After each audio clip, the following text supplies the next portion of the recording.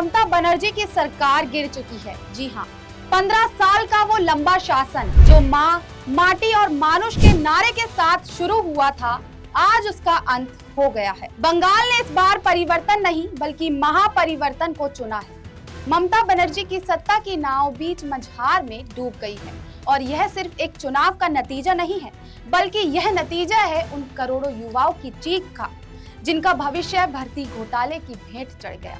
यह नतीजा है उन महिलाओं के आक्रोश का जिनकी सुरक्षा के दावे संदेश खाली की गलियों में दम तोड़ गए।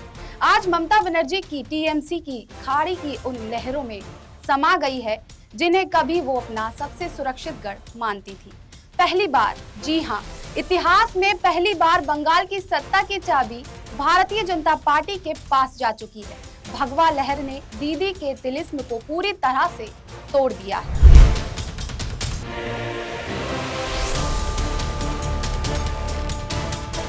आखिर कैसे 15 साल का एक मजबूत साम्राज्य ताश के पत्तों की तरह ढह गया? आखिर क्यों बंगाल की जनता ने अपनी दीदी का हाथ छोड़ दिया? आज हम जानेंगे उन 5 बड़े कारणों को जिनकी वजह से ममता बनर्जी की सत्ता की कुर्सी चली गई। सबसे पहले है 15 साल की सत्ता विरोधी लहर। आपको बता दें कि 15 साल का लंबा शासन और जनता के बीच बढ़ती थकान, लोकतंत्र में जब बदलाव की हवा चलती है तो बड़े बड़े किले ढह जाते हैं। बंगाल ने 34 साल वामपंथियों को दिए, फिर 15 साल ममता बनर्जी को, लेकिन इस बार युवा और मध्य वर्ग बदलाव के लिए बेताब था।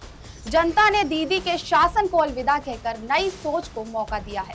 आपको बता दें कि हाल के महीनों में हुए निकाय चुनाव और पंचायत स्तर पर जनता का जो ठंडा रिस्पॉन्स था, उसने संकेत दे दिया कि युवा वर्ग जो 2011 के परिवर्तन के समय बचा था, आज वो डिग्री लेकर हाथ में रोजगार ढूंढ रहा है। ममता सरकार लक्ष्मी भंडार जैसी योजनाओं से कैश तो बांटती रही, लेकिन स्थायी उद्योगों की कमी इस बार उन पर भारी पड़ गई। दूसरा कारण था SIR। जी हाँ दोस्तों, हार और जीत के बीच अक्सर एक बारीक लकीर होती है और बंगाल की वो लकीर खींची SIR।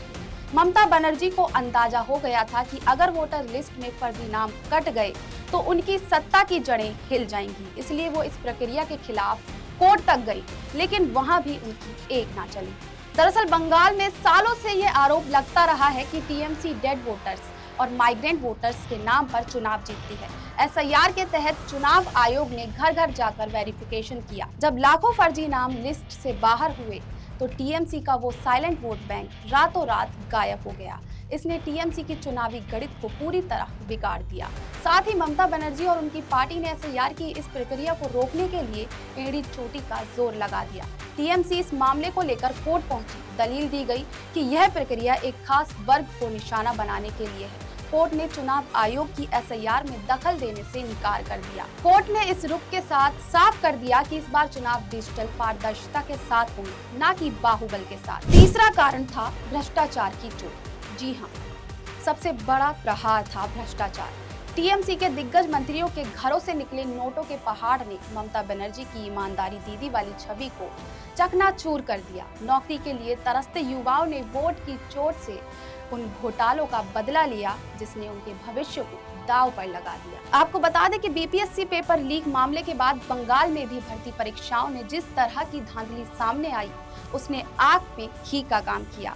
पार्थ चटर्जी और ज्योति प्रिय मल्लिक के बाद हाल ही में राशन घोटाले और नगर पालिका भर्ती घोटाले में हुई प्रवर्तन निदेशालय यानी ED की छापेमारी ने जनता को यह सोचने पर मजबूर कर दिया कि सरकारी तिजोरी में उनका पैसा सुरक्षित नहीं है। चौथा कारण था हिंदुत्व तुष्टीकरण के खिलाफ जनादेश। भाजपा ने बंगाल को केवल एक चुनावी मैदान नहीं बल्कि अपनी विचारधारा का केंद्र बनाया। जय श्री राम का नारा बंगाल के हर गाँव और गली तक पहुँचा। भाजपा ने यह साबित कर दिया कि अगर तुष्टीकरण की राजनीति हो तो बहुसंख्यक समाज एकमुश्त होकर जवाब देगा। साथ ही दीदी की हार का कारण सरकार की वो नीतियां जिन्हें जनता ने एक तरफा माना। विपक्ष ने ममता बनर्जी पर जो अल्पसंख्यक तुष्टीकरण का ठप्पा लगाया था, वो चुनाव आते आते एक बड़ा चुनावी मुद्दा बन गया। जनता ने स्पष्ट कर दिया कि विकास और न्याय सबके लिए होना चाहिए, न कि किसी एक खास वर्ग के लिए। पांचवा कारण कानून व्यवस्था और हिंसा का अंत। बंगाल में चुनाव मतलब हिंसा। जनता इस नैरेटिव से तंग आ चुकी थी। संदेश खाली जैसी घटनाओं ने बंगाल की मां और मानुष के मन में डर पैदा कर दिया था। इस बार जनता के डर के ऊपर लोकतंत्र को चुना और उन बाहुबलियों को नकार दिया जिन्होंने सालों से बूथों और बस्तियों पर कब्जा कर रखा था। हालिया घटना आपको बता दें, संदेश खाली कांड इस हार की सबसे बड़ी कील साबित हुआ। शाहजहां शेख जैसे स्थानीय नेताओं के रखूं और महिलाओं के साथ हुए कथित दुर्व्यवहार ने ममता बनर्जी के महिला वोट बैंक में गहरी सेंध लगा। आज बंगाल की राजनीति में सूरज पूर्व से नहीं बल्कि एक नई विचारधारा से उगा है। ममता बनर्जी के 15 साल के साम्राज्य का अंत केवल एक हार नहीं बल्कि एक सबक है कि लोकतंत्र में कोई भी अजय नहीं होता। भ्रष्टाचार, हिंसा और तुष्टीकरण के खिलाफ बंगाल की जनता ने आज जो फैसला सुनाया उसकी गूंज पूरे देश में सुनाई दे रही है।